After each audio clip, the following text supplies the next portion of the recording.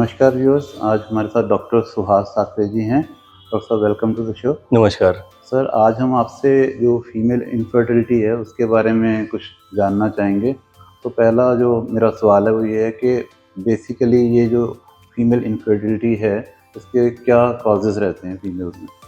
देखिए, female infertility मतलब स्त्री वंध्यत्व आजकल प्रचंड मात्रा में बढ़ते जा रहा है बिकॉज ऑफ मल्टीपल कॉजेस। हम प्राइमरी कॉजेस के साथ चलते हैं, बेसिक कॉजेस के साथ चलते हैं कि स्त्रियों में चेंज हुआ डाइटरी एंड लाइफस्टाइल ये बहुत ज़्यादा इम्पैक्ट कर रहा है उनकी इनफर्टिलिटी को। ठीक है, जब भी किसी पेशेंट में अननोन कॉज से इनफर्टिलिटी शो की जाती है तो वो समझ लीजिए बिकॉज ऑफ देयर डाइट और because of their lifestyle changes, इसके वजह से है। दूसरा, आजकल women are so much working, they are having so multiple businesses, they are working, वो जॉब प्रोफेशन में रहते हैं। मल्टीपल प्रोफेशन के कारण भी उनका जो स्ट्रेस है बहुत ज़्यादा बढ़ रहा है, क्योंकि एट द सेम टाइम स्त्री को दोनों चीज़ों देखनी पड़ती है, अपना घर भी अपना जॉब भी। तो स्ट्रेस की मात्रा बहुत ज़्यादा कंटिन्यूसली बढ़ती है, वो भी एक one of the biggest cause है फॉर फीमेल इनफर्टिलिटी। उसी के साथ साथ बहुत सारी स्त्रियों में ये देखा गया है जो मेरे पास आती है वो नाइट शिफ्ट्स करते हैं। नाइट शिफ्ट के कारण उनका डाइट और उनका स्लीपिंग पैटर्न पूरा ही बदल जाता है, तो वो भी एक बड़ा कारण है फीमेल इनफर्टिलिटी का।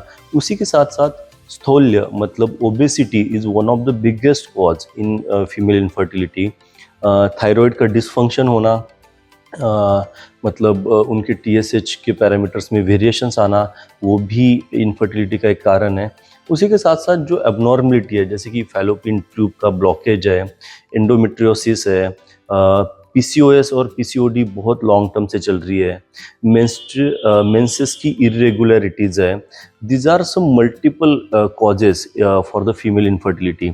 उसी के साथ साथ उनमें होने वाले यूटेराइन फाइब्रॉइड, यूटेरस में किसी भी प्रकार का इन्फेक्शन, कुछ केसेस में कैंसर या फिर ट्यूमर का होना, इस प्रकार से भी बहुत सारी फीमेल में हमें फीमेल इनफर्टिलिटी मतलब स्त्री वंध्यत्व देखने को मिलता है। डॉक्टर साहब, जो मेरा दूसरा क्वेश्चन है वो ये है कि बहुत सारी फीमेल्स जो अभी मैरिड भी नहीं हैं बट उनको PCOD, PCOS है, या उनके पीरियड्स इरेगुलर हैं, या बहुत ज़्यादा अनकंफर्टेबल सिचुएशन होती है पीरियड्स के दौरान, तो क्या ऐसे जो हमारी फीमेल्स हैं उनको फ्यूचर में इनफर्टिलिटी फेस करना पड़ सकता है? डेफिनेटली, अगर सही समय पे PCOS, PCOD या फिर इरेगुलर मेंसेस, यूटेरस में होने वाली जो एबनॉर्मलिटीज़ है या फिर उसके रिगार्डिंग डिसऑर्डर्स है, ये अनमैरिड अवस्था में अगर स्त्री में या फिर फीमेल में उत्पन्न हो जाती है, फॉर्म हो जाती है, तो उन्होंने इमीडिएटली लाइन ऑफ ट्रीटमेंट लेना बेहतर रहता है।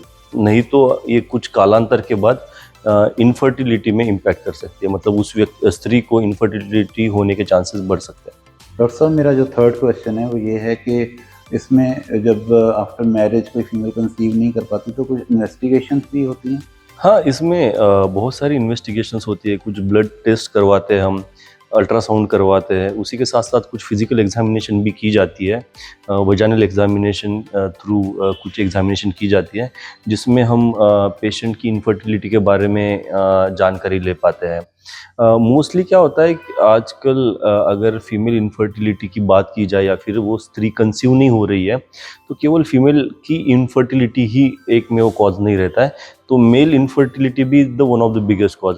और मैं तो मेरे पास प्राइमरीली मैं मेल इनफर्टिलिटी की पहले एनालाइज करता हूँ, इन्वेस्टिगेशंस करता हूँ, जैसे सीमेन एनालिसिस है, उनके ब्लड के पैरामीटर्स है, ये सारी चीज़ें एनालाइज करके ही फिर मैं देन फीमेल इनफर्टिलिटी में कुछ इन्वेस्टिगेशन पैटर्न फिक्स करके उसमें डिसाइड करता हूँ कि हाँ, यहाँ पे कंसीव करने के लिए उस स्त्री को प्रॉब्लम आ रही है। सर, मेरा नेक्स्ट क्वेश्चन है कि ऐसा जब होता है कि कंसीव नहीं कर पाती हैं फीमेल, तो बहुत सारे आजकल कपल जो हैं वो IVF की तरफ जाते हैं। तो IVF में जहाँ तक मैंने सुना कि बहुत सारे रिस्क फैक्टर्स भी हैं, तो काइंडली उसके बारे में हमें बताएं। देखिए, आजकल मॉडर्नाइज्ड वे में IVF की तरफ मूव होने वाले कपल की संख्या बहुत बढ़ रही है, बट आप कंसिडर कीजिए एक नेचुरल वे में होने वाली प्रेगनेंसी और IVF में बहुत ज़्यादा डिफरेंस है।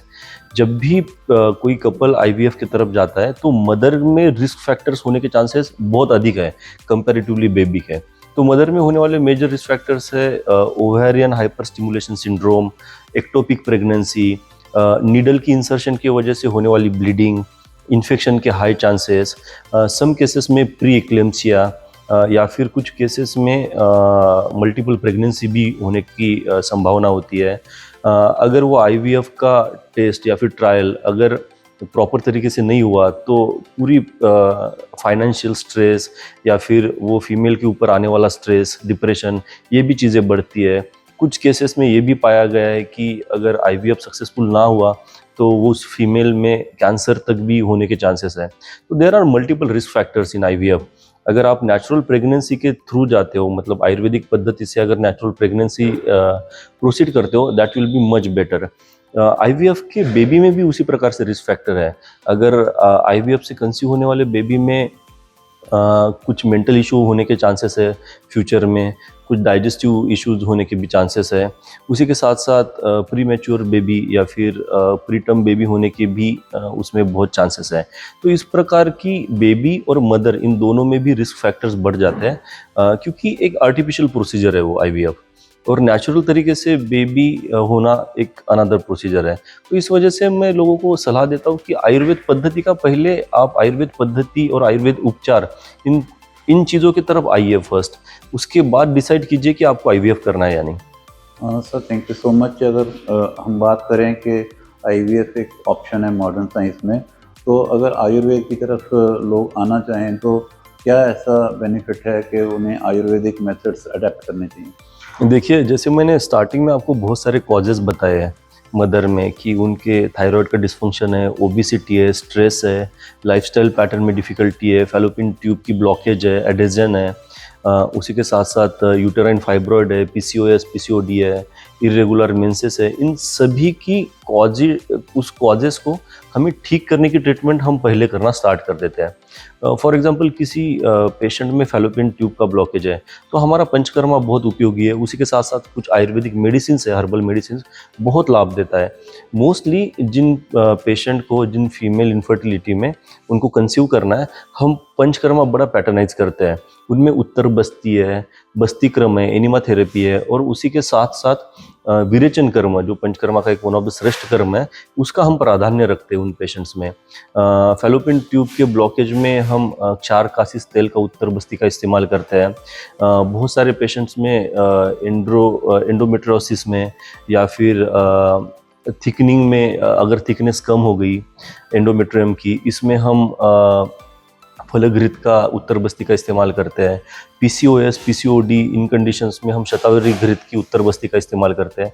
तो इस प्रकार की अनेक प्रकार की चिकित्साएं हम यूज़ करते हैं। उसी के साथ साथ हम शोधन चिकित्सा, मतलब डिटॉक्सिफिकेशन के ऊपर बड़ा ही ध्यान देते हैं। तो उसमें हम उस पेशेंट का विरेचन कर्म करवाते हैं। उससे बड़ा ही अच्छे से शोधन होने के बाद, टॉक्सिसिटी शरीर में से रिमूव होने के बाद, उनके कंसीव होने के चांसेस नेचुरल तरीके से बहुत अधिक बढ़ते हैं। बहुत सारी फीमेल पेशेंट्स में हमें बस्ती, एनिमा ट्रीटमेंट करनी पड़ती है। बहुत सारे पेशेंट्स, आयुर्वेद बड़ा ही वैचारिक चलता है, जिस प्रकार से, मतलब अगर आपकी पाचन क्षमता भी ठीक नहीं है, पचन संस्था भी ठीक नहीं है, तो भी आपको इनफर्टिलिटी होने के चांसेस बढ़ते हैं। तो हम इन कंडीशन में उनको एनिमा से उनकी पचन संस्था ठीक करने की कोशिश करते हैं, डिटॉक्स करते हैं, सो दैट उनको सही तरीके से मेडिसिन भी उपयुक्त कार्य करें, और उसी के साथ साथ डिटॉक्स होने के बाद सारे ऑर्गन की एक्टिविटी भी अच्छी हो, सो दैट इनकी फर्टाइल होने के चांसेस, कंसीव होने के चांसेस बहुत ज़्यादा बढ़े। तो इस प्रकार की लाइन ऑफ ट्रीटमेंट हम डिसाइड करते हैं। उसी के साथ साथ हम उनकी डिजीज़ के अकॉर्डिंगली कुछ आयुर्वेदिक मेडिसिन का प्राधान्य रखते हैं। समझो कोई पेशेंट है, केवल थायराइड की वजह से वो इनफर्टिलिटी है, ओबेसिटी की वजह से इनफर्टिलिटी है, या फिर ट्यूबल ब्लॉकेज की वजह से है, या फिर उनका कुछ मल्टीपल डिसऑर्डर्स थे पहले, या फिर इन्फेक्टिव कॉज था, उसके वजह से इनफर्टिलिटी आई है, या फिर कोई अननोन कॉज की वजह से इनफर्टिलिटी आई है, उसको एनालाइज करके हम आयुर्वेदिक मेडिसिन पैटर्नाइज करते हैं, उनका डाइट और लाइफस्टाइल मैनेज करते हैं। इससे उनमें फर्टाइल होने के, कंसीव होने के चांसेस बहुत अधिक बढ़ते हैं। उसके बाद फिर हम उन पेशेंट्स में, उस फीमेल में गर्भ संस्कार क्रिया करते हैं, जिससे उनके मिसकैरेज होने के, अबॉर्ट होने के ये चांसेस बहुत कम हो जाते हैं। Thank you so much doctor Suhas, ये बहुत ही अच्छी इन्फॉर्मेशन है, एंड डेफिनेटली जो कपल्स कंसीव वाले इशू में हैं उनको ये बहुत हेल्पफुल रहेगा। Thank you sir. ओके।